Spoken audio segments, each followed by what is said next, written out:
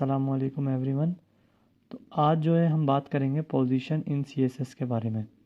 Last lecture में आप लोगों को जैसे याद होगा कि हमने यूनिट इन सीएसएस के बारे में बात की थी कि रिलेटिव यूनिट क्या होते हैं, और हमने उनके जो 5 बेसिक रिलेटिव यूनिट होते हैं उन पर डिस्कशन की थी। तो जिन लोगों ने अभी तक वो वाली वीडियो नहीं देखी, मैं डिस्क्रिप्शन में उस वीडियो का लिंक दे रहा हूँ, अभी जाके आप वो वाली वीडियो देखें ताकि आपको ये वाला लेक्चर समझ आ जाए।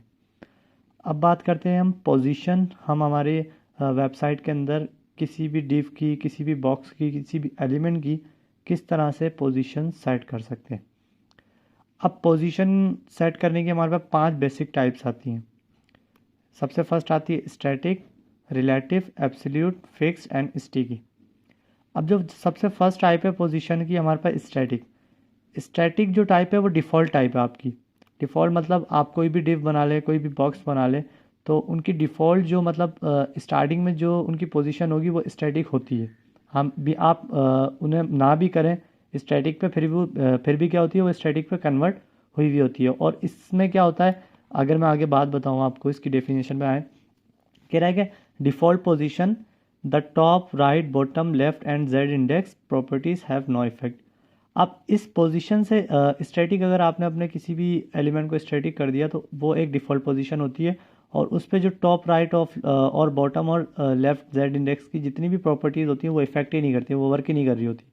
किस तरह से, अब चलते हैं थोड़ा सा हम विजुअल स्टूडियो कोड की जानिब। तो यहाँ पे मैंने एक जो है HTML की फ़ाइल बनाई है जिसके अंदर 4 हमने यहाँ पे डिव्स बनाए, और उसके अलावा जो है मैंने यहाँ पे एक CSS की फ़ाइल बनाई है, और यहाँ पे इन डिव को जो एक विड्थ दे दी है और एक हाइट दे दी है और एक बैकग्राउंड कलर दे दिया है। फिर मैंने इनकी कनेक्टिविटी कर दी है CSS की फ़ाइल को। तो हमने कुछ इस तरह से हमारी एक वेबसाइट दिख रही है। तो इनको समझने के लिए मैं चाहता हूँ कि ये जो मैंने 4 डिव बनाए, 4 बॉक्सेस बनाए, ये चारों के चारों एक ही लाइन में आ जाए। तो मैं क्या करता हूँ, इनके डिस्प्ले को यहाँ से आके डिस्प्ले को जो है इनलाइन ब्लॉक कर देते हैं, ताकि ये चारों डिव जो है हमारे पास एक ही लाइन में हमें दिखें कुछ इस तरह से। अब मेरा काम क्या है, फर्स्ट बात करते हैं हम स्टैटिक की, कि मैं बॉक्स 1 को जो है ना स्टैटिक बनाता हूँ। अभी आपको जो जैसे मैंने बात बताई कि एक डिफ़ॉल्ट होता है, लेकिन आपको समझाने के लिए मैं इसे स्टैटिक बना के दिखाता हूँ कि इसके ऊपर कोई भी प्रॉपर्टीज़ किस तरह से वर्क नहीं कर रही होती। तो यहाँ पे मैंने क्या किया है कि इन सारे डिव की जो है एक एक आईडी दे दी है। इन आईडी को हम कॉल करवाते हैं। अब मैं क्या करता हूँ, यहाँ पे आके जो मैंने आईडी लिखी है फर्स्ट वाले डिव की, उसे कॉल करवा लेते हैं। आईडी मैंने 1 रखी है, इसे कॉल करवा के यहाँ पे मैं इसकी पोजीशन को जो है वो कर देते हैं क्या, फिक्स्ड। सॉरी, पोजीशन को हम कर देते हैं इसकी स्टैटिक। स्टैटिक करने के बाद मैं चाहता हूँ कि ये वाला बॉक्स जो है ये टॉप से जो है थोड़ा सा नीचे आ जाए। तो अगर मैं इसके ऊपर कोई भी प्रॉपर्टी अप्लाई करता हूँ, जैसे मैंने कर दिया कि टॉप से जो है 20 पिक्सल नीचे आ जाए, तो अब यहाँ पे आके अगर मैं रिफ़्रेश करता हूँ तो देखिए कोई भी चेंजिंग नहीं है। क्यों चेंजिंग नहीं आ रही? क्योंकि जब आपका जो बॉक्स होता है वो डिफ़ॉल्ट पोजीशन पे भी स्टैटिक होता है। अगर मैं यहाँ से स्टैटिक वैसे हटा भी दूँ फिर भी ये टॉप वाली प्रॉपर्टी इस पर अप्लाई होगी ही नहीं। क्यों नहीं होगी? क्योंकि डिफ़ॉल्ट पोजीशन ही इसकी स्टैटिक है। दूसरी की बात करते हैं, अगर आगे चलें तो सेकंड टाइप आती है इसकी रिलेटिव। रिलेटिव में बात कर रहा है कि एलिमेंट इज़ रिलेटिव टू इट्ससेल्फ। मतलब जो आपने एलिमेंट बनाया है, जो ये बॉक्स बनाया है, जो ये डिव बनाया है, ये खुद से ही रिलेट करेगा। किस तरह से? अगर मैं इसके ऊपर कोई हेडिंग डाल दूँ ताकि आपको थोड़ा सा ये समझ आ जाए। यहाँ पे हम क्या करते हैं, H1 टैग यूज़ करते हैं, कोई भी एक हेडिंग डाल देता हूँ पोजीशन की। ठीक है जी, यहाँ पे आते तो अब मैं चाहता हूँ ये जो मेरा बॉक्स 2 है ये क्या करे कि ये थोड़ा सा नीचे आ जाए अपनी पोजीशन से। मतलब अब कहाँ से रिलेट करेगा? जहाँ पे ये अभी मौजूद है, रिलेटेड टू इट्स पोजीशन, अपनी पोजीशन से ये मूव करेगा। तो फिर मैंने क्या करना पड़ेगा, मैंने इस बॉक्स 2 को, इसकी पोजीशन को रिलेटिव बनाना पड़ेगा। किस तरह से? अगर मैं यहाँ पे आता हूँ और सिंपल जो है CSS की फाइल में डिफ सेकंड को कॉल करवा लेता हूँ #2, और यहाँ पे क्या कर देता हूँ, इसकी पोजीशन को हम सिंपल क्या कर देते हैं, रिलेटिव कर देते हैं। रिलेटिव करने के बाद मैं कह देता हूँ कि टॉप से जो है 20 पिक्सल नीचे आ जाए। तो अब आपको दिखेगा कि अपनी पोजीशन जहाँ पे अभी मौजूद है वहीं से जो है ये 20 पिक्सल नीचे मूव हो जाएगा कुछ इस तरह से। हम यहाँ पे क्या करते हैं, इसका थोड़ा सा बैकग्राउंड कलर में चेंज कर लेता हूँ। हाँ, फॉर एग्जांपल ब्लू कर देते हैं ताकि थोड़ा सा आपको डिफरेंस दिखे। ठीक है जी। अगर थोड़ा सा मुझे इस तरफ लेके जाना है तो मैं लेफ़्ट की साइड इसे बढ़ा दूंगा। यहाँ पे आके कह देता हूँ कि थोड़ा सा जो है टॉप के साथ साथ लेफ़्ट पे भी 20 पिक्सल मूव हो जाए। अब रिफ्रेश करते हैं तो ये लेफ़्ट की तरफ से 20 पिक्सल मूव हो चुका है। तो आप जो है इस तरह से अगर खुद से रिलेट करना है तो ये खुद की पोजीशन से तो आप अपने बॉक्स को रिलेटिव बना सकते हैं। फिर हमारे पास थर्ड प्रॉपर्टी आती है एब्सोल्यूट की। अब एब्सोल्यूट क्या कह रहा है कि position relative to its closest position ancestor. आप यहाँ पे बात कर रहा है अपने आबा अजदाद, अपने एंसेस्टर की, अपने मतलब इसके पेरेंट्स की, या पेरेंट्स और कौन से पेरेंट्स, जो क्लोजेस्ट उसके रिश्तेदार होंगे उनकी बात कर रहा है एक तरह से। और अगली बात कर रहा है कि रिमूव फ्रॉम द फ्लो, मतलब जहाँ पे ये अभी दिख रहा है ना आपको, इसकी फ्लो से ही हट जाएगा। किस तरह से, अगर मैं जैसे बॉक्स 3 है, बॉक्स 3 को सिंपल हम यहाँ पे कॉल करवा लेते हैं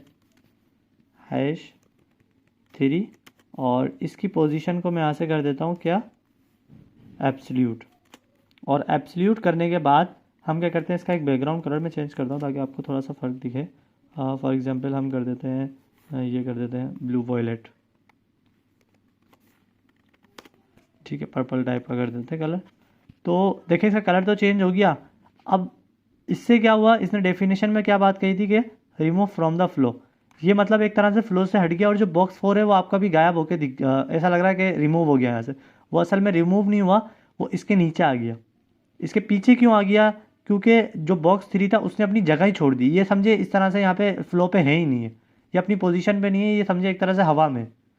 तो जो बॉक्स 4 था उसे लगा कि यहाँ पे कुछ भी नहीं है, तो उसने क्या किया, यहाँ पे उसकी जगह ले ली। अगर मैं इससे थोड़ा सा मूव करवाऊँ ना, और अगली चीज़ मैं आपको इसमें अगर मैं कह देता हूँ कि टॉप से 10 पिक्सल हो जाए, टॉप से 10 पिक्सल पे आ जाए, और यहाँ पे आके रिफ्रेश करता हूँ तो ये टॉप से 10 पिक्सल पे आ गया। लेकिन अब ये किसके टॉप से 10 पिक्सल पे आया है, जो इसका करीबी एंसेस्टर था। मतलब यहाँ पे जो डिव बना हुआ है, ये जो डिव बना है div 3, इसका करीबी एंसेस्टर कौन है। इसकी जाहिर सी बात है, अभी इसको इसकी जो पेरेंट है, आप इसका पेरेंट समझ लें, इसका पेरेंट कौन है, इसका पेरेंट ये बॉडी है। क्योंकि अभी ये डिव जो है ये मतलब किसी और बॉक्स के अंदर, किसी और एलिमेंट के अंदर नहीं है, ये बॉडी के अंदर ही मौजूद है।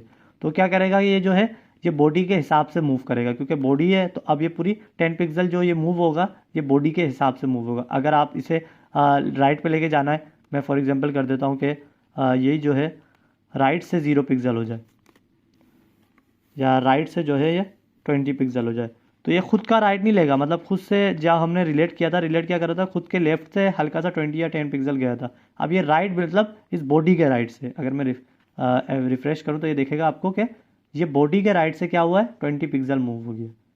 तो इन दोनों चीज़ों में आप कंफ्यूज मत होइएगा, इन दोनों में फ़र्क रखिएगा कि रिलेट क्या करता है और एब्सोल्यूट क्या कर रहा होता है। रिलेट खुद से रिलेटेड कर रहा होता है, और एब्सोल्यूट जो उसका क्लोजेस्ट एंसेस्टर होता है उससे रिलेट कर रहा होता है।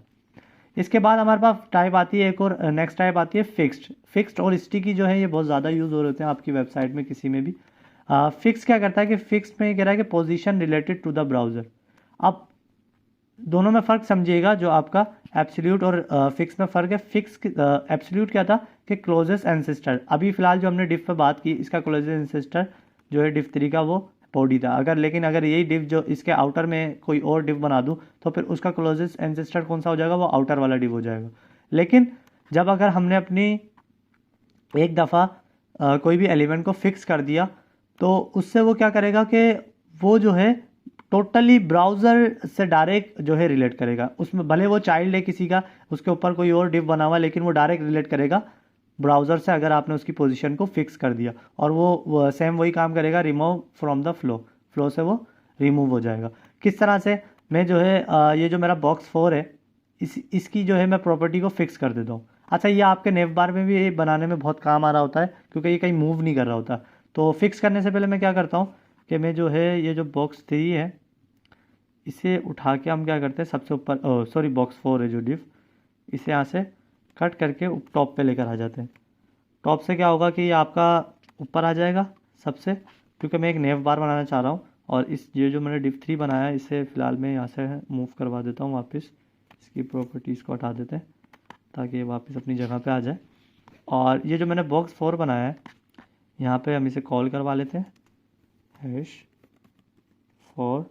और अगली चीज़ मैं क्या करता हूँ, इससे पहले जो है इस बॉक्स 4 के नीचे मैं कुछ लिखता हूँ ताकि आपको जो है एक पैराग्राफ टैग मंगवा के इसके अंदर लॉरेम जो है रैंडम टेक्स्ट लिखते हैं मल्टीप्लाई बाय 50, काफ़ी सारा रैंडम टेक्स्ट लिख लेते हैं। मैं आपको इसका एक फ़र्क समझाना चाह रहा हूँ, क्योंकि जब मैं किसी भी एलिमेंट को फिक्स करता हूँ तो वो वहाँ से मूव नहीं होता, और ये हमारे नेव बार में और हमारे फुटर बनाने में बहुत ज़्यादा काम आ रहा होता है। किस तरह से वर्क करता है कि मैं क्या करता हूँ, यहाँ पे आके सबसे पहले तो इसकी पोजीशन को हम कर देते हैं फिक्स्ड। फिक्स करने से इसकी पोजीशन पे क्या फ़र्क आया कि अब ये फ्लो से हट चुका है, तो जैसे ये फ्लो से हटा तो हमने जो पैराग्राफ लिखा था वो ऑटोमेटिकली इसकी जगह पे आ गया, जैसे लास्ट टाइम हमारा काम हो रहा था। तो अब लेकिन इसमें अगर आपने अपने बॉक्स को फिक्स कर दिया, अब मैंने इसको यहाँ पे फिक्स कर दिया है, तो अगर मैं अपनी वेबसाइट को स्क्रॉल भी करूँगा ना तो वो स्क्रॉल में जाएगा नहीं। तो आप कोई भी अगर किसी भी किस्म की वेबसाइट बनाते हैं तो आप यहाँ पे अपना अगर नेव बार बनाते हैं पूरा, तो उसे अगर आप फिक्स कर देंगे तो यूज़र भले जितने ही आपकी वेबसाइट को स्क्रॉल कर ले, हमेशा उसके पास आपका नेव बार दिख रहा होगा, वहाँ से वो ऑटोमेटिकली सर्च कर सकता है। अगर मैं इसको एक फॉर एग्जांपल टॉप से कह दूँ कि बिल्कुल ही ज़ीरो हो जाए, क्योंकि नेव बार भी जो है टॉप से इसे 0 पिक्सल कर देते हैं, और इसकी विड्थ भी हम बढ़ा देते हैं। विड्थ हम कह देते हैं फॉर एग्जांपल व्यू 100% कर देते हैं व्यू विड्थ के। ये हम पढ़ चुके हैं लास्ट लेक्चर में, व्यू विड्थ क्या करती है, व्यू पोर्ट विड्थ, ठीक है। और इसके अलावा आप इसे, अब ये लेफ़्ट से भी थोड़ा सा जो है हमें दिख रहा है, तो हम यहाँ से इसे लेफ़्ट से भी 0 पिक्सल कर देते हैं, कुछ इस तरह से, ताकि बिल्कुल एक आपको नेव बार की इस तरह से शक्ल दिखे। अब यहाँ पे अगर मैं अपनी वेबसाइट को इस तरह से स्क्रॉल भी करूँगा तो ये मेरा, आप इसके अंदर बहुत सारे कंपोनेंट बना सकते हैं, चीज़ें रख लें, हाइट वगैरह आपने कम करनी है आप कर सकते हैं, बैकग्राउंड कलर इसका चेंज करना है, सारी प्रॉपर्टीज़ आप इसके ऊपर अप्लाई कर सकते हैं। लेकिन मैं सिर्फ आपको ये समझा रहा था कि अगर आप अपने किसी भी एलिमेंट को फिक्स करते हैं तो वो आपके पास किस तरह से स्क्रॉलिंग पे भी नहीं जा रहा होता, और वो क्या करता है, आपको एक नेव बार की शक्ल दे देता है। ठीक है, यहाँ तक उम्मीद है आपको बात क्लियर होगी। अब चलते हैं नेक्स्ट प्रॉपर्टीज़ पे। नेक्स्ट प्रॉपर्टी क्या है हमारे पास, स्टिकी। अगर मैं पोजीशन को स्टिकी बना दूं तो ये काम आती है हमारे पास यूज़र स्क्रॉल पोजीशन पे।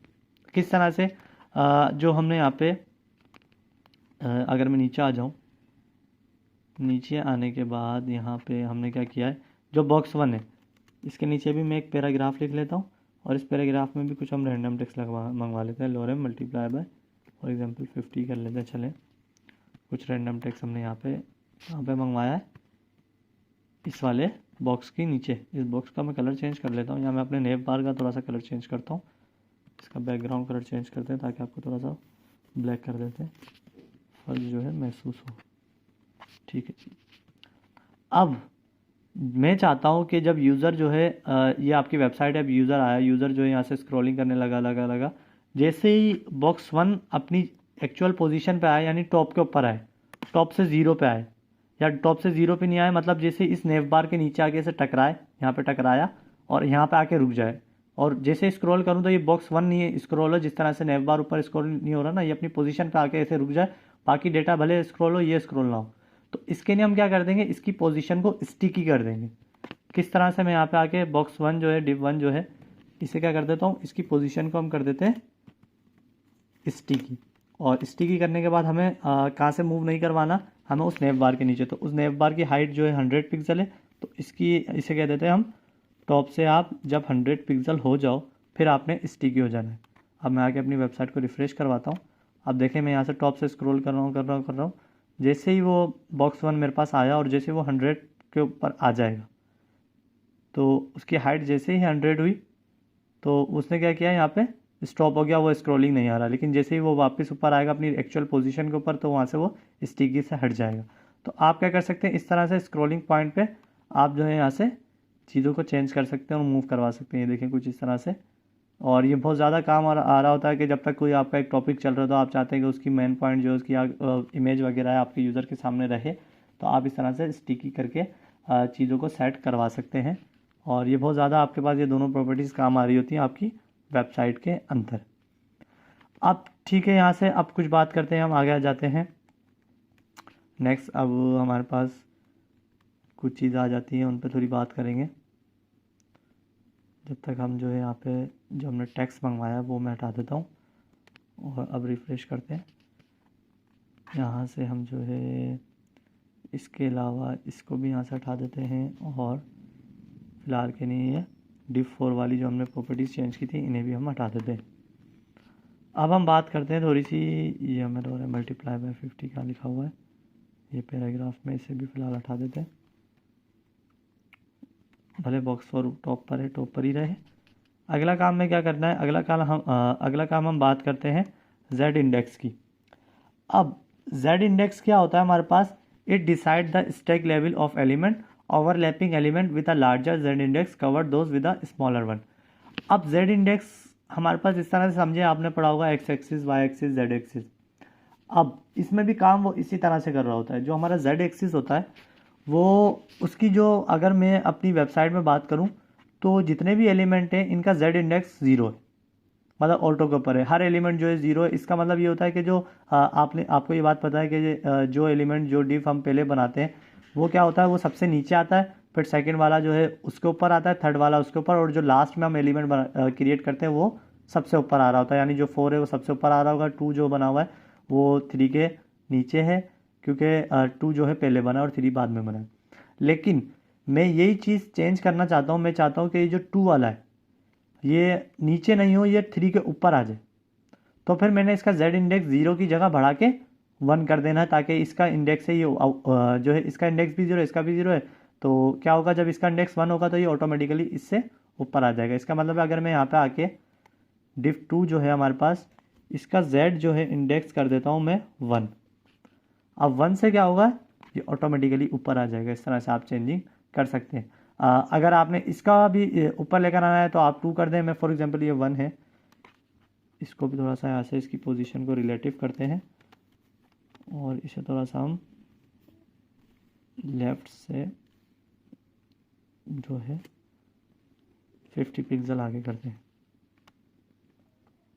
ठीक है जी, वही बात आ गई कि ये जो है ऊपर आएगा, नीचे आएगा क्योंकि ये बॉक्स 1 है। अब मुझे बॉक्स 1 जो है ये ऊपर लेकर आना है 2 के, तो मैं क्या करूँगा, बॉक्स 1 का z इंडेक्स बढ़ा के, इसका z इंडेक्स बढ़ा के 2 कर दूंगा, उसका 1 हो जाएगा, इसका 2 होगा तो ये ऑटोमेटिकली सबसे ऊपर आ जाएगा, कुछ इस तरह से।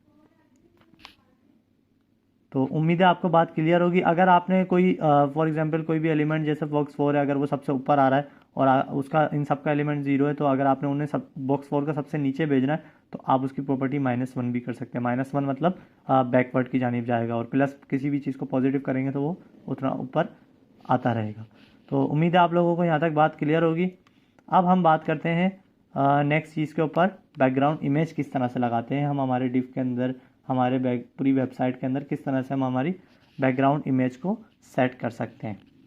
तो सबसे पहले मैं क्या करता हूँ कि कोई भी हम यहाँ से इमेजेस को डाउनलोड कर लेते हैं, गूगल पे आ जाते हैं। फॉर एग्जांपल हम कोई कार की इमेजेस जो है यहाँ से डाउनलोड करते हैं, 1-2, ये कार की इमेज या ये वाली कार की इमेज हम जो यहाँ से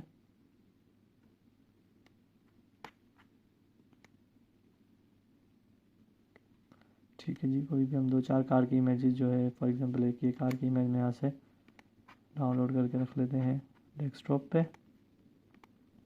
और कोई इमेज देखते हैं। इसके अलावा हम फॉर एग्जांपल ये वाली इमेज एक उठा लेते हैं, इसे भी डाउनलोड कर लेते हैं डेस्कटॉप पे ही।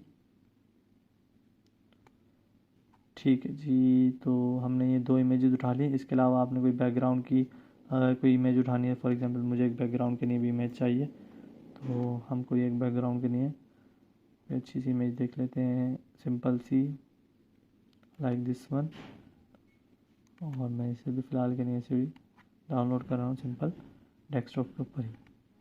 तो हमने 3 इमेजेस डाउनलोड कर ली हैं। अब हम जो है, हमें क्या करता हूँ, एक बॉक्स 4 में लगाएंगे, एक बॉक्स 1 में लगाएंगे और एक बैकग्राउंड में लगाएंगे।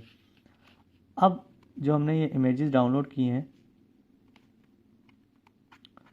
मैं क्या करता हूँ, इन तीनों इमेजेस को यहाँ से कट कर लेते हैं, और कट करने के बाद आपने क्या करना है, जहाँ पे आपकी फ़ाइल बनी हुई है, फ़ाइल कहाँ पे बनाई थी हमने, फ़ाइल हमारी यहाँ पे बनी हुई है, तो यहीं पे आके आपने पेस्ट कर देनी है। उसके बाद आप जो है इन तीनों इमेजेस के नाम को चेंज कर दें, क्योंकि नाम जो है काफ़ी ज़्यादा मुश्किल है इन तीनों के, तो हम नाम इनका 1 बाय 1 चेंज कर लेते हैं। फॉर एग्जांपल इसका नाम रख लेते हैं हम 1, और इसका नाम रख लेते हैं, आप कुछ भी नाम दे सकते हैं जो आपका दिल करे। इसका नाम हम दे देते हैं 2, और लास्ट वन वाले हमारे आई थिंक बैकग्राउंड की इमेज है, तो इसका नाम हम बैकग्राउंड भी रख सकते हैं। मैं 3 रख देता हूँ फ़िलहाल के नहीं, तो 1 2 3 के नाम से हमने 3 इमेजेस यहाँ पे रख ली हैं। मैं क्या करता हूँ कि जो div1 है इसके अंदर एक इमेज रखता हूँ। तो आपने क्या करना है, सिंपल लिखना है बैकग्राउंड इमेज, उसके बाद आपने लिखना है URL, फिर ब्रैकेट्स, ब्रैकेट्स के अंदर डबल कोटेशन लगाना है और यहाँ पे आपने उस इमेज का नाम लिखना है। फॉर एग्जांपल क्या थी 1.web। फिर हमें एक 4 के अंदर लगानी है, तो हम क्या करेंगे, यहाँ पे आके सिंपल 4 वाले को भी कॉल करवा लेते हैं, 4 वाले डिफ को कॉल करवाते हैं, #4 कर्ली ब्रैकेट्स बैकग्राउंड इमेज लगाने के बाद आपने सिंपल क्या लिखना है URL ब्रैकेट्स डबल कोटेशन और 2.jpg। तो हमने यहाँ पे 2 इमेजेस अभी लगा ली। यहाँ पे आके मैं सिंपल रिफ्रेश करता हूँ। तो अब आपको एक चीज़ दिख रही होगी कि यहाँ पे इमेजेस किस तरह की थी और यहाँ पे हमने डाउनलोड किस तरह की थी। एक पूरी गाड़ी की दोनों इमेजेस डाउनलोड की थी, लेकिन ये कुछ इस तरह से हमें दिख रही है। इस तरह से क्यों दिख रही है, क्योंकि इनके साइजेस बहुत बड़े हैं और डिफ के साइज़ जो है वो बहुत ज़्यादा छोटा है, तो वो इसमें फिक्स नहीं हो रही। तो अब आप इमेज का साइज़ किस तरह से सेट करेंगे, तो इमेज के साइज़ सेट करने के लिए हमारे पास 3 प्रॉपर्टीज़ आती है, कवर, कंटेन और ऑटो। ऑटो जो है, जो अगर आप एक ऑटो जो है हमारे पास डिफ़ॉल्ट सेटिंग ही होती है, मतलब जो ये ऑटोमेटिक इसने इसे सेटिंग बन रही थी इसने बना दी, ये ऑटो पे ही है फिलहाल। अब 2 प्रॉपर्टीज़ हमारे पास बहुत ज़्यादा यूज़ हो रही होती है, कवर और कंटेंट। ज़्यादातर हम मोस्ट प्रोबेबली जो है कवर ही यूज़ करते हैं। कवर क्या करता है, रिपीटेशन से रोकता है, लेकिन कंटेंट जो है बार बार रिपीट कर रहा होता है। किस तरह से, जैसे मैं जो div1 है इसके बैकग्राउंड साइज़ को जो है मैं कर देता हूँ कवर, और जो div4 है इसके बैकग्राउंड साइज़ को मैं है कंटेन करता हूँ। देख लेते हैं क्या फ़र्क आपको दिखने को मिलता है। अब यहाँ पे जो हमने जो इसे बॉक्स 1 को हमने जो कवर किया, तो कवर ने क्या किया कि उस एक ही पिक्चर को जितना वो जूम हो सकती थी उसे किया, और जो जूम इन करके जितना उसने एक इन्हांस करके दिखा सकता था दिखा दिया। लेकिन जो हमारे पास div4 वाले ने क्या किया कि उस इमेज को जिसे हमने कंटेन रखा उसने उसे रिपीट किया, मतलब उस इमेज को छोटा तो कर दिया, लेकिन उस इमेज को ये इसने दोबारा एक दफ़ा रिपीट कर दिया। तो इसीलिए अगर मैं फॉर एग्जांपल हमारे यहाँ पे बैकग्राउंड वाली इमेज भी लगाता हूँ, तो हम यहाँ पे बैकग्राउंड इमेज कहाँ पे लगेगी, सिंपल सी बात है बॉडी के अंदर। तो बॉडी को कॉल करवाते हैं कर्ली ब्रैकेट्स, यहाँ पे इसकी बैकग्राउंड इमेज और URL ब्रैकेट्स कर्ली और कोटेशन और इसके अंदर 3.web। यहाँ पे आके रिफ्रेश करता हूँ, तो अब देखें ये क्या कर रहा है, यहाँ से बार बार रिपीट कर रहा है हमारी इमेज को। तो अब इस रिपीट से बचाने के लिए हम क्या कर देते हैं, इसके बैकग्राउंड साइज़ को कवर कर देते हैं। तो कवर से क्या करता है कि वो उसकी कवर करना है, कवर से वो ये करेगा कि वो रिपीट से जो है आपकी वेबसाइट को रोक देगा कि वो एक इमेज एक ही दफ़ा दिखेगी, वो रिवीजन नहीं करेगी। तो ये हमारे पास कुछ प्रॉपर्टीज़ है बैकग्राउंड इमेजेस को सेट करने की, जिस तरह से आप जो है इसमें मुख्तलिफ काम कर सकते हैं और चीज़ों को सेट कर सकते हैं। लेकिन हम ज़्यादातर जो है इसमें कवर ही यूज़ कर रहे होते हैं ताकि वो हमारी रिपीट जो है वो वेबसाइट में कोई भी चीज़ ना हो। तो उम्मीद है आप लोगों को ये लेक्चर समझ आया होगा। ठीक है, तो इसकी प्रैक्टिस करें। तब तक के लिए अल्लाह हाफिज़, फिर मिलते हैं नेक्स्ट लेक्चर में।